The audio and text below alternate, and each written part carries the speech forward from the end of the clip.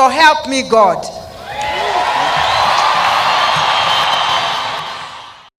Her Excellency Wavinya took over power as the first female governor of Machakos County since the advent of devolution. Machakos is a vast county covering 6,043 square kilometers with a population of over 1.5 million residents, whose main economic activity is agriculture. Upon taking the oath of office, Her Excellency Governor Wavinya meticulously outlined a visionary agenda, painting a vivid tapestry of ambitious goals and transformative initiatives that promised a new era of bold reforms and visionary leadership. I would like to thank the people of Machakos for voting for me as their governor. When I was voted in, my work was clearly cut out. When I became the governor of Machakos, I became the governor for everyone. This was not the first time for me to run for elective office. I was the member of parliament for the Greater Kadhiani, which included Mavoko, that is Athi River, and Kadhiani itself. I have a lot of interest in working for the people. And I always wanted people to be treated fairly and given what they want. It's not what we think as leaders that they want. One of the things that was very key for me, in Ukambani, the biggest problem that we have ever had in Ukambani is about food insecurity. And as I was campaigning, I was telling our people, for me, what I see and what I want for Machakos is to make sure that we have food security in Machakos, and that is where my clarion call was chakula mezani, pesa mfukoni. My vision for Machakos was very clear. My vision was that I wanted Machakos County to be a model of excellency with quality life to all citizens in a clean and secure environment. A vision anchored on 3 pillars: food security, socio-economic empowerment, and infrastructural development. To date, Governor Wavinya's administration has initiated a total of 568 projects across the county. Majority of these have been completed. Since Governor Wavinya came to leadership, I think from our previous engagement with the public through being a member of parliament in Kadhiani, then jointly with Mavoko, plus the 2 different national government administrations she has served as an assistant minister. Those skills have helped her to engage people of Machakos through public participation, to identify projects that people of Machakos wanted done. In recognizing the County Assembly as a critical arm of government and appreciating the role played by the House of Legislation and Oversight in actualizing development, Governor Wavinya has continued to engage members of the County Assembly in all relevant aspects to ensure smooth operations of government functions. Now that the Assembly is working closely, and that doesn't mean that we are not oversighting the executive. Now that we are working closely with the executive, a lot has been done. I saw over 500 projects that has been undertaken just within 1 year. We are an enabler to the whole governance system. We assist in legislating and oversighting the government. I would want to say that we have been given a very important platform as MCAs. Governor is always on record saying that the Assembly has a duty to ensure that we do our 3 roles, that is representation, oversight, and also legislation. And that is exactly what we are doing.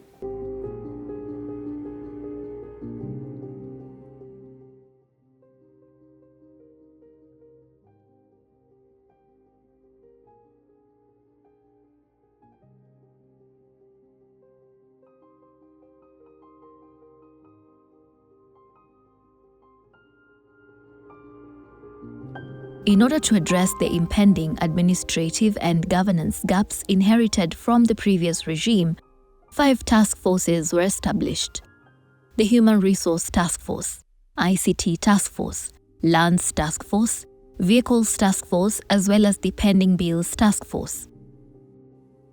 These task forces have since submitted their reports, and the respective recommendations are currently being implemented.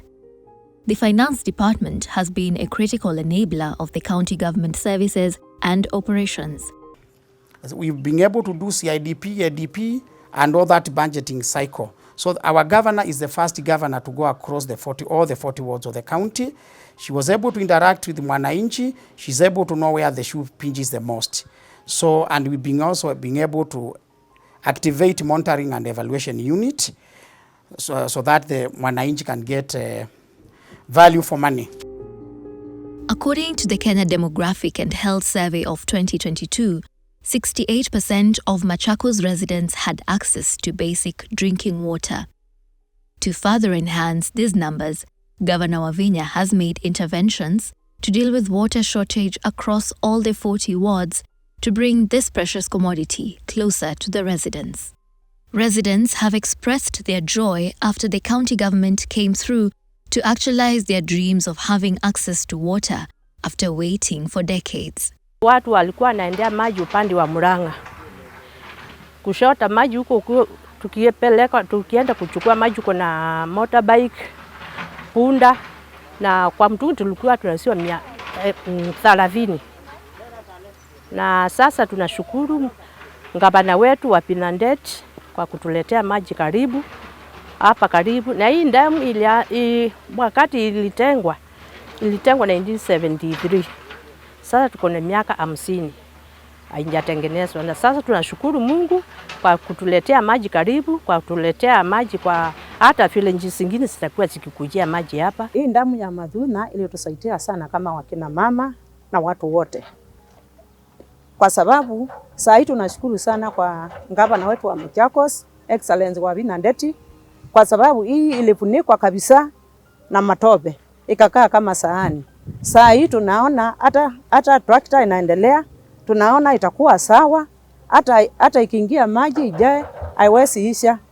Hii damu ya Madhuna inasaidia watu wengi sana, kutoka Ngoleni kupitia Ngini, Madhuna tunatumia hii damu. Tunashukuru sana kwa gavana wetu kutuchimbia hii damu, kwa sababu tulikuwa na ukame mingi sana ambaye ilitusumbua, na tukakuja tukaona mkono wa Bwana. Gavana akatujalia akatuletea tinga tukashibiwa damu, kwa sababu hii damu ni very very important kwa location at large, na inakuanga imeajiri watu wengi sana. Hasa sana kina mama wanaambanga Kalama sub county kuja kuchukua mboka hapa asubuhi, na sisi tumeona gavana vile umetuchimbia hii damu, tutasiti kwenda mbele. Her Excellency's passionate drive to intensify water harvesting and reticulation has been felt across every village in Machakos. Residents are now keen on exploiting the opportunities to venture into subsistence farming. Vile gavana alikuja, tuliweza hii bawa ilifanywa ile tunasemanga ile udogo ilikuwa imeingia hapo kwa muda kwa miaka karibu 30. Aliweza akatoa yote na maji ikaingia. Maji ilikuwa inaingia miezi 2-3 inakauka. Lakini vile sasa iliingia mara ya kwanza, vile mnaona hii maji iliingia tu, ilitimbwa last year September. Na vile mmeona imejaa na iliingia maji ya msimu moja. Tangu hii kilimo ianze na hii bawa ikue, nimeweza kuwa nimeajiri watu kama 7 hivi. Tunafanya kazi na wao, na mnaelewa kama hakuna kitu inatoka shamba huwezi kuwa na wafanyikazi. Kwa hiyo naweza sema hii maji imeleta manufaa mingi sana. Kitu imeniwezesha ni hii maji yenye tumechimbiwa hapa hivi. Ama si hii maji singeweza kufanya hii kilimo, kwa sababu huwezi fanya kilimo minus maji. Sasa maji lazima ukuwe na maji ndio ufanye kilimo. Hapa nashughulika na kupanda ndizi, na hapa hivi niko na nyanya, na hapa juu niko na sukuma, na niko na miogo na paipai. Hii damu ilikuwa imejaa, mchanga ikajaa, Sasa ndio Wavinya ndiye alikuja akatutolea mchanga na tractor. The governor has initiated strategic partnerships with state and non-state entities to facilitate the construction of dams and drilling of boreholes. We want to appreciate Her Excellency because when she took office, even before she saw in the ministers, she had already implemented several water projects. And key is the 16 RRI dams that she did within a period of 100 days in office. That was very impactful because even today as we speak, those dams have water and the people rely on them in terms of irrigation and even water for domestic use. With the budget that was there, we managed to initiate several water projects. We were able to drill boreholes because when we came in, the drilling rigs were not working. But Her Excellency managed to set aside a budget where we had the rigs that were not working done, and we tried them and we were able to do boreholes that gave us water. Kwa sasa water points ni kama 10 na kitu hivi, manake nikiangalia pande hii kuna zaidi ya 5 na pande ile ya chini bado kunazo, kuna zingine ziko pande hii na ingine iko pande hii ya chini. Tulichimbiwa borehole na serikali ya Machakos County ambayo iko mbali sana na kwetu. Na tunashukuru sana sababu hiyo maji imetusaidia sana kwa matumizi ya nyumbani. Pia tunalima, tunakula boga, hata zingine tunapeleka soko tu tunapata pesa. Shida ilikuwa mingi. Governor Wavinya has outlined a strategic agenda to construct 2 weirs in each of the 40 wards, an initiative she believes will strengthen small-scale irrigation potential for Machakos residents. We're also going to build the big ones, treatment plant, where we can treat the water and bring it closer to the people. And also, we are restructuring our water companies. Our water companies are non-profitable. They're just there, they're making losses. So we are in the process of restructuring our water companies and ensuring that all the boreholes that we sink, we give them to the water company so that they can bring water closer to the people. And when the boreholes get spoiled, at least they are able to repair the boreholes. The Department of Agriculture, Food Security and Cooperative Development is a key driver of Chakula Mezani Pesa Mfukoni philosophy as espoused in the Governor's Manifesto.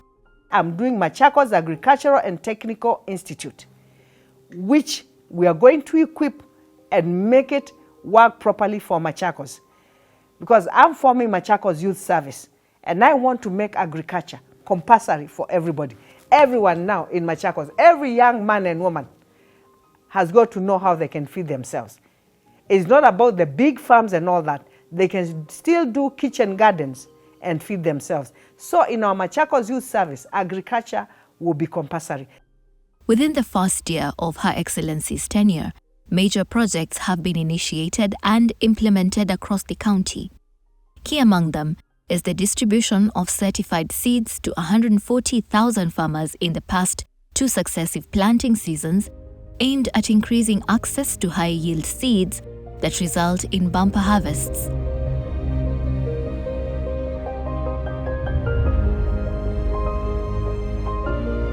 Wapatia mbegu leo, na hizi mbegu zimepatianwa kaunti yote ya Machakos. Kwa hivyo tulime. Watu wa Machakos, mimi nataka kuwaambia hakuna mtu atatoka nje akuje kutusaidia. Sisi wenyewe lazima tujisaidie. Tukijisaidia sisi wenyewe, tukiongea kwa sauti moja, tukisema tulime, kila mtu analima, nikiwapatia mbegu mnaongezea, nikiwapatia miti mnapanda miti, Machakos itaendelea. This year 2023 we never gave 350, but we gave 2,850 per every ward. That will mean we have increased the acreage under agriculture by a very big margin. It also will go by saying that next year there will be a lot of harvest in Machakos County. It's one way of supporting the farmers. Hii ndio msimu wangu wa kwanza kupata hii mbengu. Tangu nianze nini? Hapo mbeleni sikuwa napata. Lakini saa hii nimepata kupitia kwa Hon.Wavinya. Ile gharama tulikuwa tunagharamia juu ya kupata hii mbengu ilikuwa juu sana. Kwa saa hii mimi singe afford hii mbengu, lakini nimepata kupitia kwake. Her support to farmers with advanced ox-driven plows cannot be overlooked. The plows have improved features that enable farmers to till soil more effectively, reducing the physical strain on both oxen and farmers. Tunataka kumshukuru gavana wetu Wavinya kwa kutupatia plow, sababu wakati hatukuwa nazo hatungeweza kulima mashamba yetu, lakini kwa wakati huu ametusaidia nazo, tunalima mashamba yetu vizuri, na hata tukipata vibarua tunalima tunapata pesa mfukoni. By injecting a whopping 230 million shillings into cooperatives to support coffee and dairy farmers with fertilizers worth 72 million shillings, other farm inputs, chemicals, milk processing technology, as well as breed improvement by way of artificial insemination, farmers now have a reason to celebrate. Mimi nashukuru serikali sana kwa vile hii mwaka imesaidia na inputs kama fertilizer, mandawa, hata folia. Hiyo ni kumaanisha hii factory mbele hizi inaonekana mwaka hii tuta-improve kwa kulima kahawa. Kwa vile sasa tulikuwa na challenges mingi. Kahawa huwa inachomeka, CBD, refrust na insect. Hizo madawa zote wametupatia. In the past 1 year, coffee production has increased to 6 million kilograms from 4 million kilograms registered in 2022. The sustained interventions are targeting to raise the production to 18 million kilograms of cherry in the next 3 years. In order to diversify income and improve the nutrition of the people of Machakos, the county government has supported 1,200 residents to take on fish farming and issued out dam liners, fish fingerlings and predator nets. To minimize post-harvest losses, cold rooms have been constructed. Serikali ya Machakos imetufaidi sana. Imeweza kutuletea hii mradi ya samaki ambayo tukatengeneza kama fish board. Kwa hiyo sasa tumeona inaanza kutuinua kama wakulima. Juu wakati tunauza tutapata mahali ya kujiinua kutoka mahali tulikuwa mpaka step nyingine. Kuna mahali nyingine imekuja katuangalia, katujengea ile cold room iko hapa Karakara. Juu hapo awali ulikuwa mabloga wanakuja kwa ile samaki yako wananunua ile kwa ile bei wanataka. Wanakulazimisha. Juu hakuna mahali kingine unaweza peleka. Na samaki si kitu ina ndumu. Kisha toa kwa maji ukipeleka pale kwa sokoni umepata mabloga wananunua kwa bei mbanji, ukirudisha utakuwa imekufa. Governor Wavinya Ndeti is a firm believer that disability is not inability. She has not relented in empowering people with disabilities to be self-reliant and live dignified lives. PWDs have received various farm inputs. Aggregation centers have also been set up to enhance value addition on crop harvest, thereby improving farmers' return on investment. This heavy investment of over 10 million from the county government of Machakos, I want to say is an opportunity for the farmers, because the farmers will be able to get the red market here. We are going to add value on the farm produce, which includes the green gram, pigeon peas, all the cereals, and then present the end product to the market. So it is evidence that our farmers are now happy because they are able to get good returns, good market, good prices than before. Machakos County is known in this country that it was the home of the poultry in the country.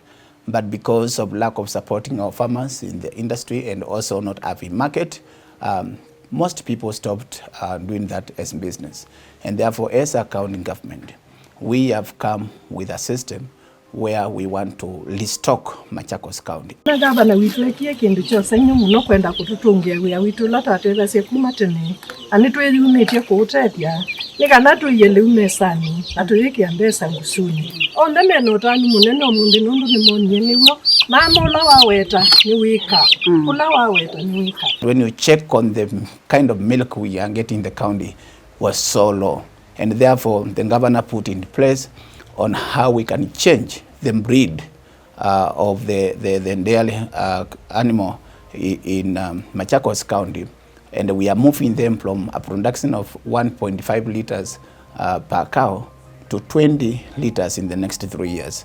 And we have begun that program by identifying 2,000 farmers in this Machakos County who we are supporting. Uongozi wa governor wa Machakos County wametuongoza na tukapata mashini ya kuchemsha maziwa hii ambayo iko hapa nyuma yangu.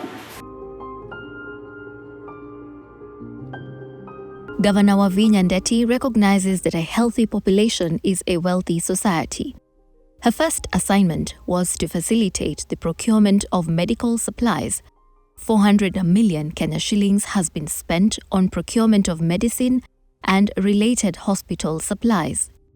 The first investment was in medicine and non-pharmaceutical supplies.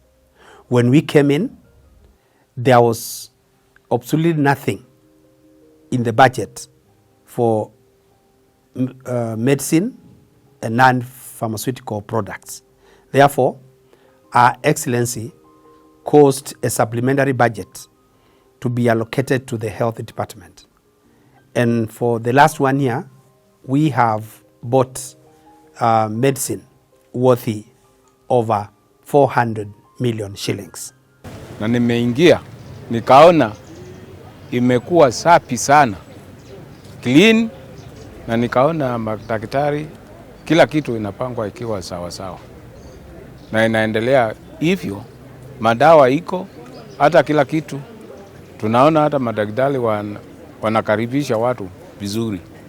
Mama akishikilia hiyo kazi, akiendelea hivyo, hospitali yetu itakuwa mzuri na aendelee na kazi yake nzuri sana. Healthcare workers had stagnated in one job group for a period of over 10 years. And therefore, Our Excellency directed that we promote those healthcare workers, and through our approval, we promoted over 430 healthcare workers who are doctors, nurses, clinical officers, laboratory technologists, etc.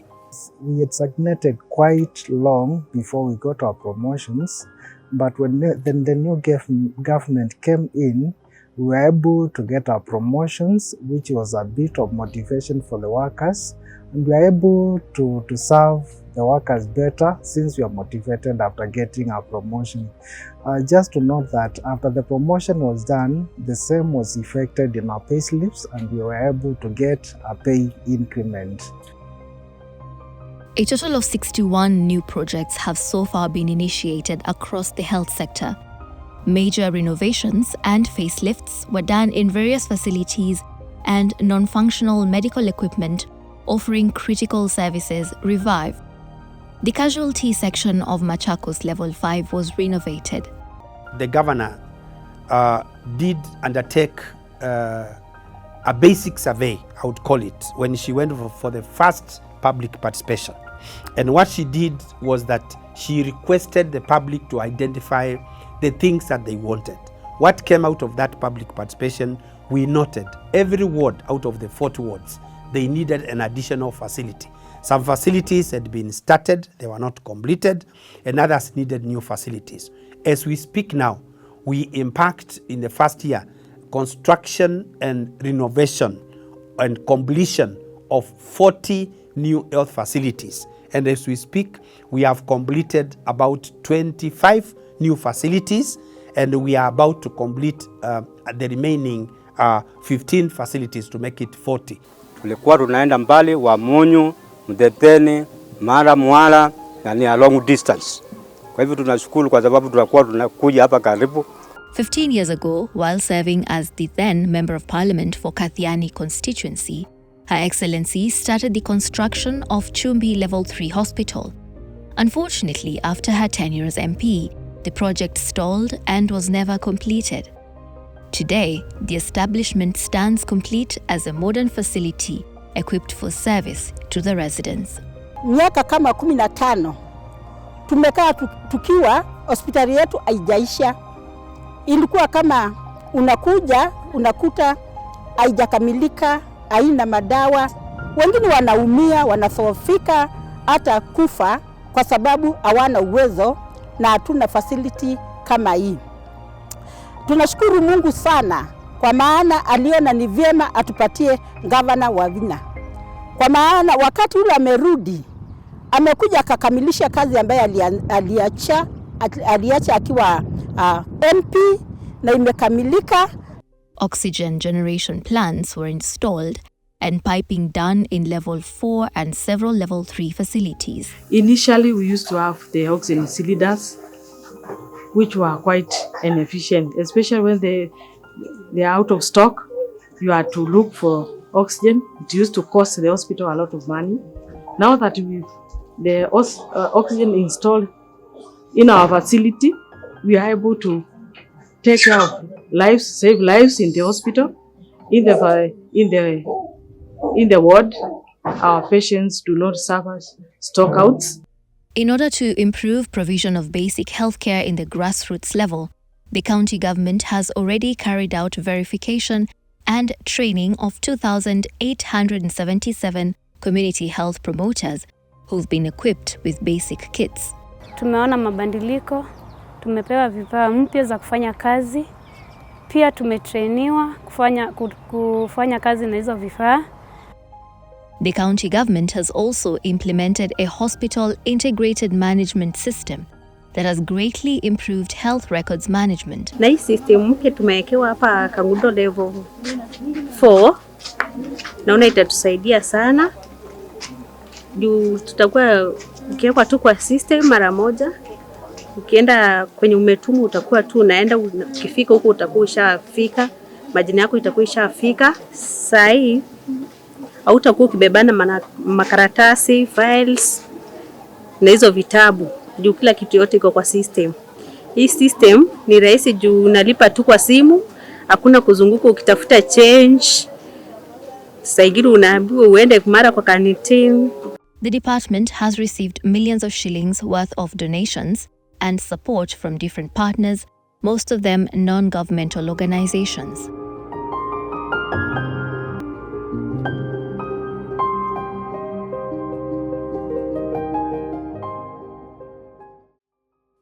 Good roads are a critical enabler to the economy, and Governor Wavinya Ndeti's administration has stayed focused on ensuring proper road networks to enhance efficient movement of goods and people.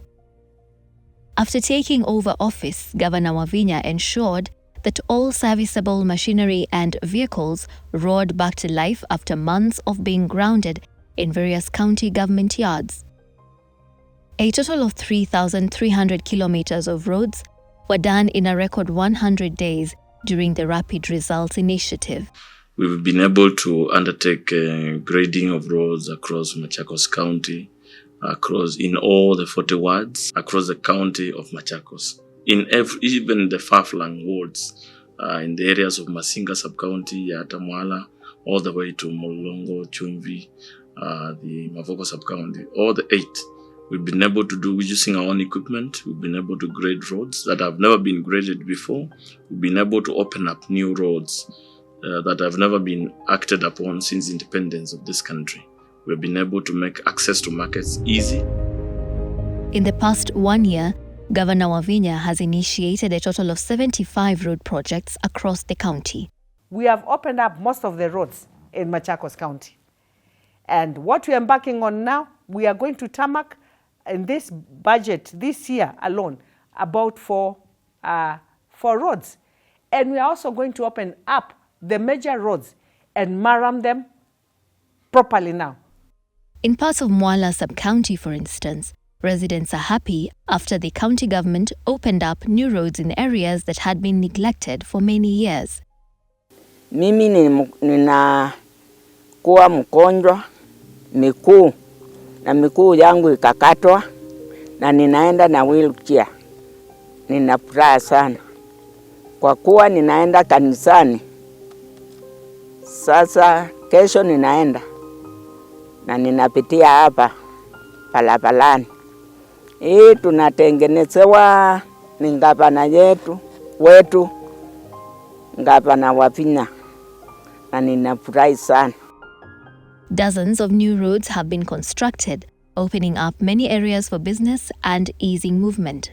I've been here for 20 years, since the year 2003, and this bridge tangu iwekwe hapa imechange maisha ya watu wa hii kijiji sana. First thing, most of the residents across this bridge used to sleep in the neighbors' houses until the rainfall is over, because it was impassable. But since this bridge was done, people can comfortably access their houses. Additionally, in order to improve efficient access and growth of the new Machakos city and thereby attract investors, Her Excellency Governor Wavinya rehabilitated the Miwani New City Road, which also connects to various government facilities, including the Machakos International Convention Center, the New City Circuit, as well as the iconic Machakos People's Park. The Machakos bus park, which had remained in a deplorable state for over 15 years, was recarpeted and given a new face, improving the general travel experience for public service vehicle operators and commuters. Hii kiwanja imekaa kwa city baya for long. Na wakati government imeona ni vizuri watengeneze, tumeona mafanikio. Kwanza tutafanyia mahali safi. Hapo mbeleni abiria walikuwa wanakaa wanahepa hii kiwanja kuanzia saa 12. For now tunafanya mpaka saa 3 saa 4. Kuna mwangaza, mahali ni safi. The Public Works Directorate has been instrumental in overseeing every stage of construction works to ensure compliance with the required standards. The latest landmark record was the completion of the residence of the County Assembly Speaker, whose construction was incomplete but is now ready for occupation.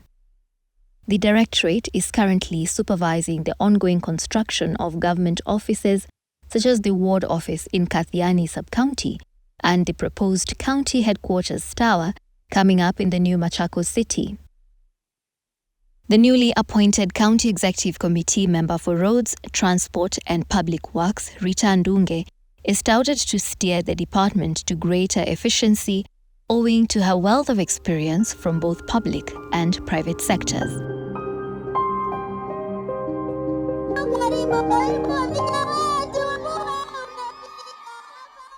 Access to quality education is the cornerstone of the development of vibrant human resources for socio-economic transformation. To improve broader access to education for the youth, Her Excellency Governor Wavinya disbursed 80 million shillings worth of bursaries that have benefited students from less fortunate backgrounds in both high school and university. By providing or by giving bursaries to our learners, ranging from high school, colleges and university, it means students will remain in school, rather there is no absenteeism. So when there is no absenteeism, it means performance will improve, and hence a transition from high school to tertiary institutions will be higher. Therefore, we have avoided wastage rates from high school to tertiary institutions. Cumulatively, 870 university students received the bursaries, 576 in colleges, 47,468 secondary school students, and 512 students with special needs. This year alone, some 73 needy students have been awarded full scholarships. Through Governor Wavinya's leadership, vocational training centers across the county have been expanded, modernized and equipped with the right tools for training various skills.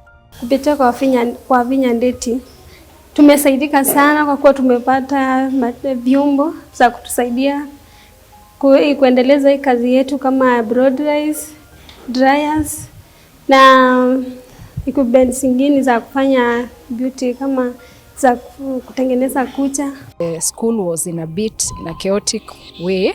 Yeah, we didn't have enough dormitories, we did not have enough workshops.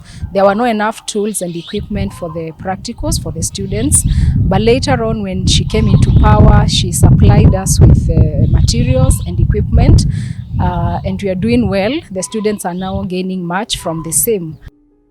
The Department of Education, Vocational and Skills Training is coming up with a curriculum for driving courses.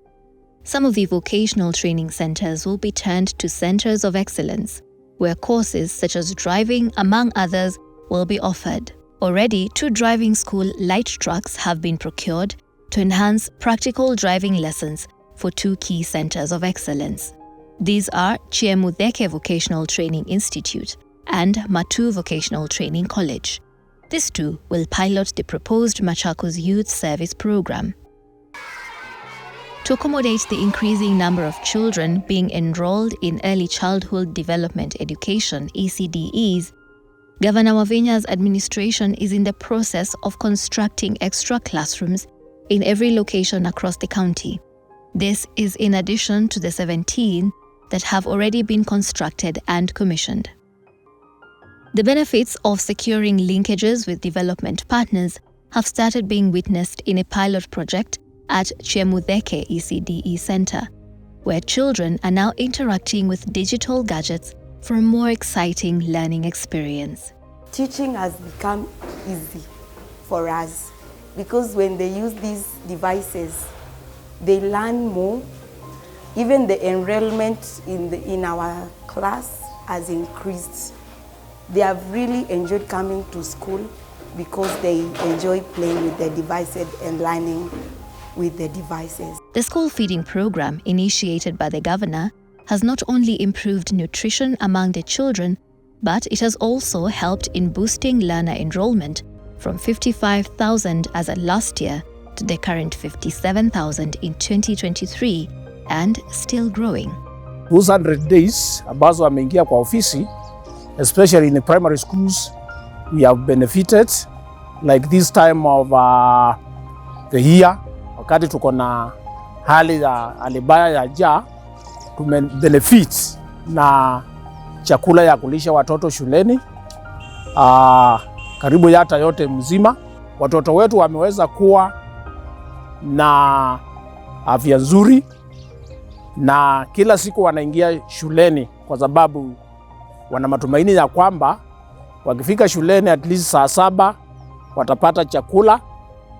A daycare center has been set up in Machakos town to cater for babies whose mothers work for long hours. Governor Wavinya is a mother, a friend, and a role model to students countrywide. On several occasions, she has secured time out of her busy schedule to interact with learners and offer them advice and words of wisdom. The governor has also attended numerous co-curricular events where she's had the opportunity to encourage the students.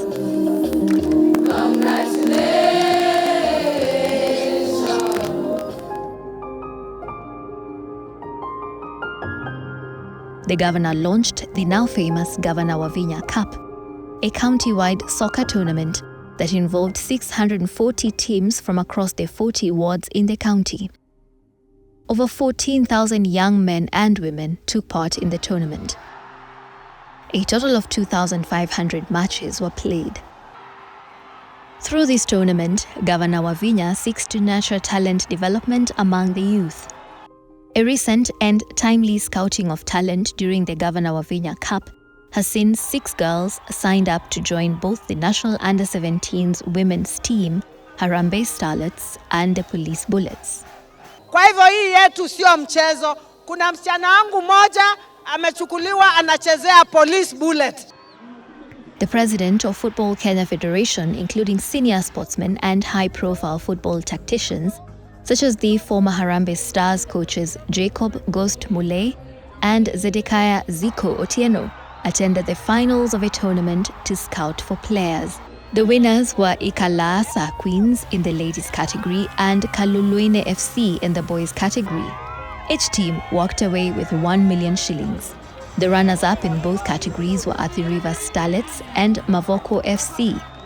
Each team here walked away with 500,000 shillings.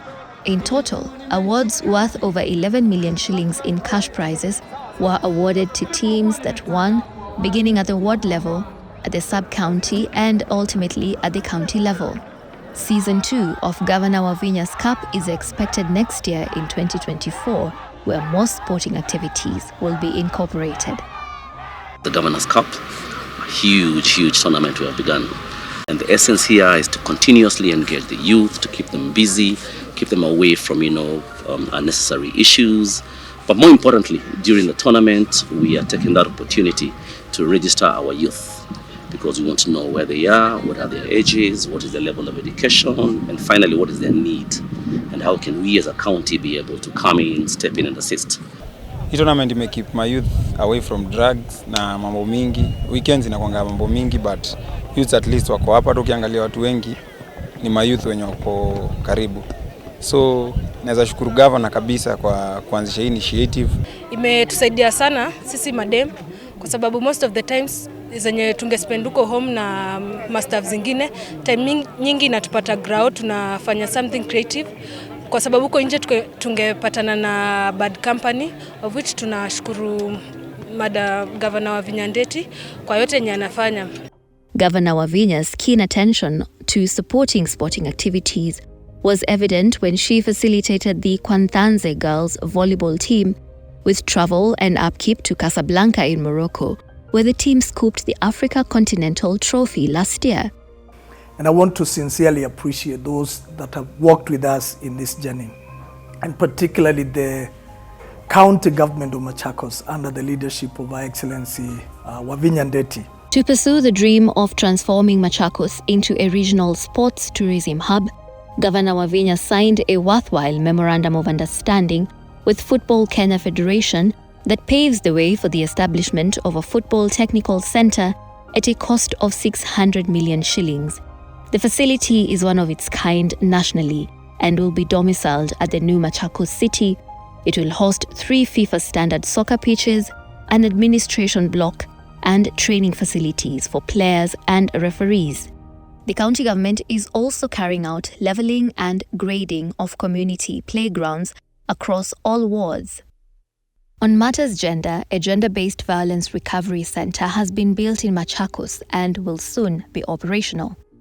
In addition, the county government has invested in the youth through training in ICT, life skills and mentorship. Over 3,000 youth drawn from the county have so far benefited from the free program. This program, it has helped me to make work easier. Writing a code and connecting the various stuffs we need, like a tag inatumika, tunazima everything at once. In pursuit of fulfilling her promise to empower the youth through skills development and training, Governor Wavinya plans to roll out the Machakos Youth Service. This is a replica of the National Youth Service where recruits will be mentored and trained to acquire different skills.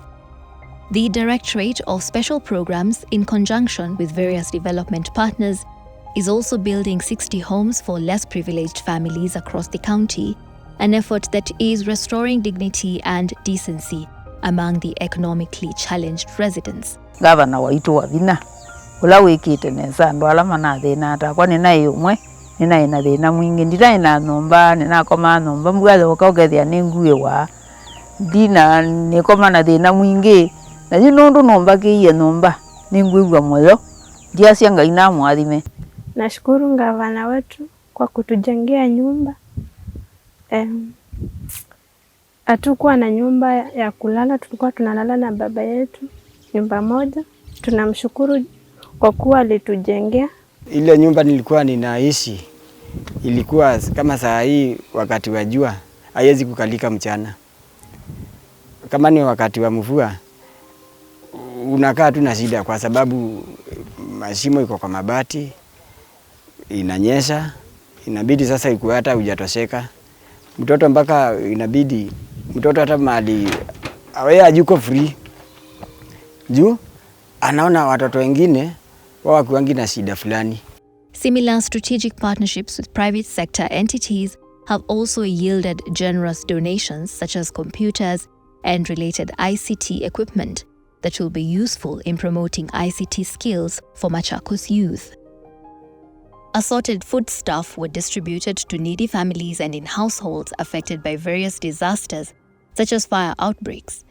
The county government has unveiled plans to establish homes for the elderly, children's homes as well as rehabilitation centers to help in reforming youth who are addicted to drug abuse and alcoholism. We are also doing a rehabilitation center. Drugs has been a bit of a problem, and when I look at that, I look at Tala and Mavoko. That has been an issue. So we are building a rehabilitation center where we'll be rehabilitating our young people. Once we do that, we send them to the Machakos Youth Service for training, and then now we empower them.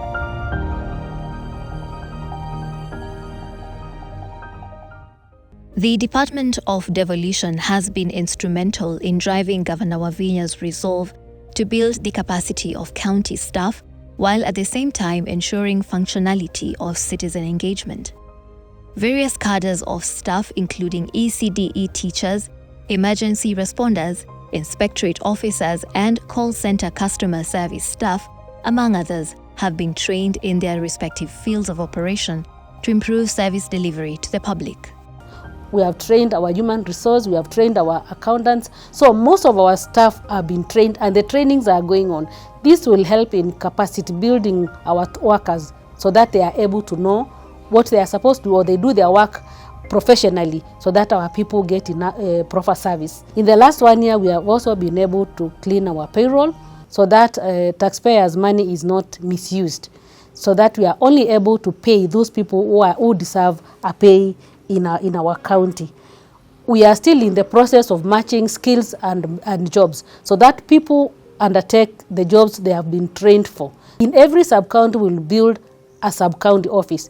This office will be a one-stop shop where all departments will be represented in that office. Each department will have an office there so that when our people have issues, or maybe agriculture, or maybe water, maybe anything, they can go there and there's an office there which is going to offer services to them in that one office. When Her Excellency Governor Madam Wavinya came to power, she found a very demotivated staff whose salaries delayed until the following month. Our directive was that our workers must be paid on time, and we followed that, so we've been paying our workers on time. Inspectorate officers have been given new uniforms and emergency response teams have been retrained and equipped in order to respond to disasters and emergencies within the shortest time possible. The county's disaster preparedness status is top-notch, as witnessed during the launch of the El Niño Preparedness Team ahead of the 2023 El Niño rains. Advanced training has also been conducted in the handling of hazardous material, chemical fire extinguishing, deep well rescue, as well as rope work for high building evacuation. An ultra-modern trauma center has been strategically built in Chumbi to deal with incidents along the busy Mombasa Road corridor. The feedback we get via the various oversight mechanisms is deeply encouraging. And for us, we are not in doubt that the public service is getting right in terms of delivering quality services to the public.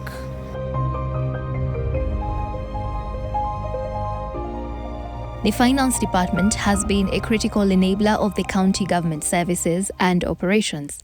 Financial management systems, including USSD code, have been put in place to enhance efficiency in payment systems. So in terms of finance, we've been able to streamline the issue of the procurement because it is very critical to the issues of pending bills. So currently, as we are working on cash flow-based procurement, and I can confidently confirm that in the last financial year, we never crossed over with an outstanding payment, except for the few projects that contractors were not able to finish in good time, whose funds we've been able to carry over through a supplementary budget. This year, we are paying 399 merchants, and those are the hustlers. Those are the people who are below 500,000 and below. because we are working on the bottom of the pyramid. When the governor took over, the county had pending bills amounting to 3.1 billion, and that translates also to stored projects that were spread across the departments. We also had outstanding payments across some critical functions like medicine, KEMSA, Kenya Power. So those are things that the governor has been able to resolve and streamline. I wish to state that this county had multiple pay bills. It had a total of 211 pay bills. We've since been able to amalgamate into one. Actually, the national government must have borrowed from us. We were the first county to amalgamate the pay bills into one. That is 16-16-16-0 for the general revenue payments. We also came up with another pay bill, 16-16-16-1 for the health revenues. Reason being, we need health sector being a critical sector. We wanted to reinforce the health revenues. We've also been able to decentralize all the banking halls across all the sub-counties. We are now, in fact, going to the wards. We've been able to map the revenue. I know in terms of revenue, we were among the best counties. We were ranked number 4 in terms of the counties that had greatest improvement, which was 28% improvement. In scientific terms, that was 311 million additional compared to the last previous financial year. But to us, that is just the potential of Machakos is bigger. We anticipate it's about 6.8 billion.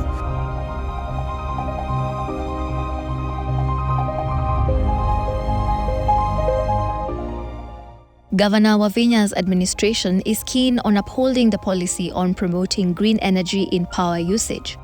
To actualize this, a number of government installations and markets have been lit using solar power, which has also led to lower power bills. Machakos County was in darkness when Her Excellency took over. We found 1,400 streetlights. Her Excellency Wavinya Ndeti has installed and maintained 1,347 streetlights in our first year in office. We currently have 2,747 streetlights. The governor manifesto is we go solar. We will move from KPLC-powered streetlights to solar-powered streetlights. In order to ensure proper urban planning and ensure service delivery on land matters, the county government is currently doing a county spatial plan together with the county evaluation rule, which was last updated 15 years ago. After completion, it will aid in the computation of land rates. To provide solutions in surveying and the processing of land documents, a Geographic Information System (GIS) lab has been set up. The Urban Development and Housing Directorate has mapped sustainable development areas in Machakos, Tala, Kangundo, and Mavoko municipalities. Cleanups have been carried out in all the municipalities effectively.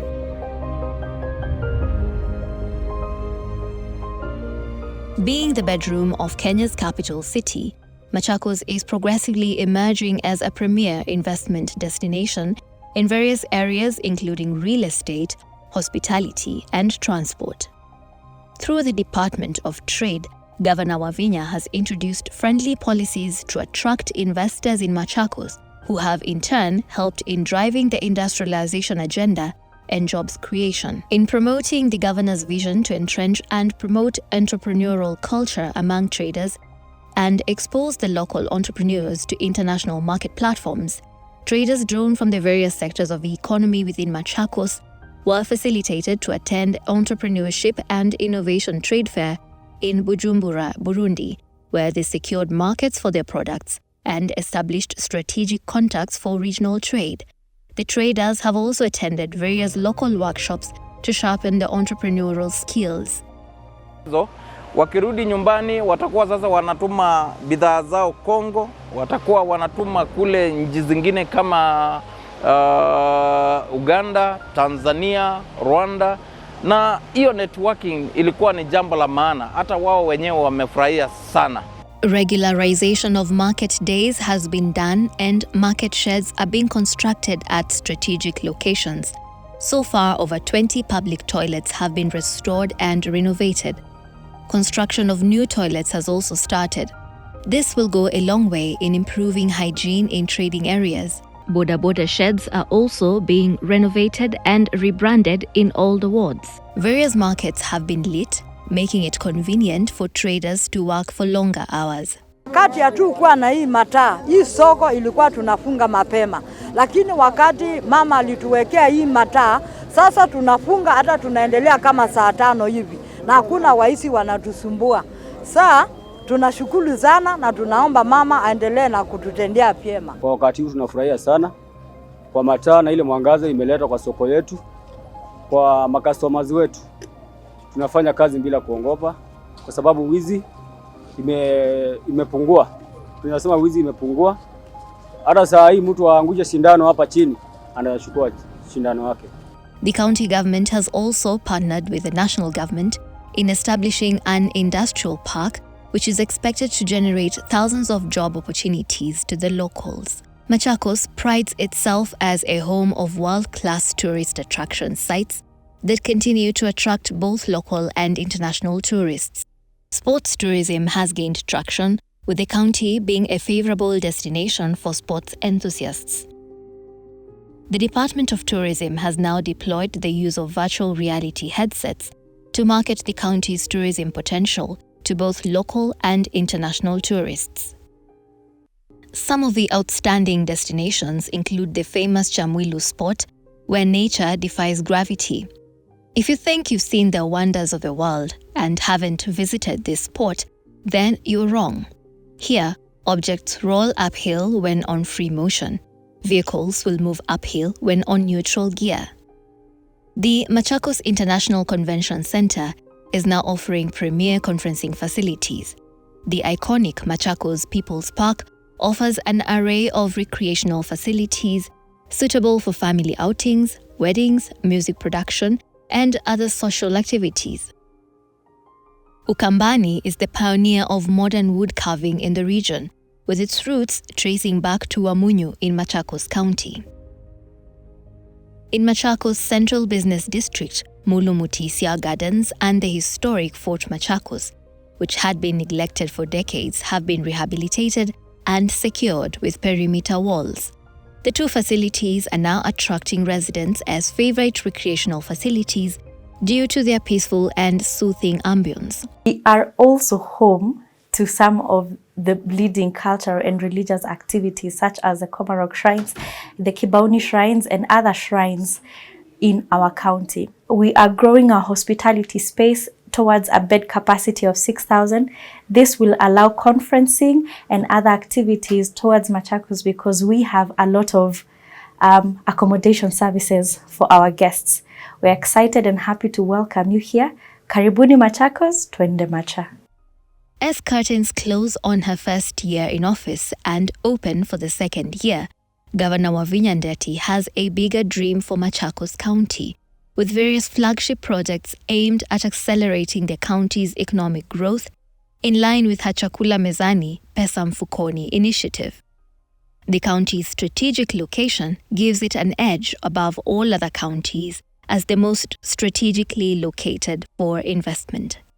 Machakos is the place to invest.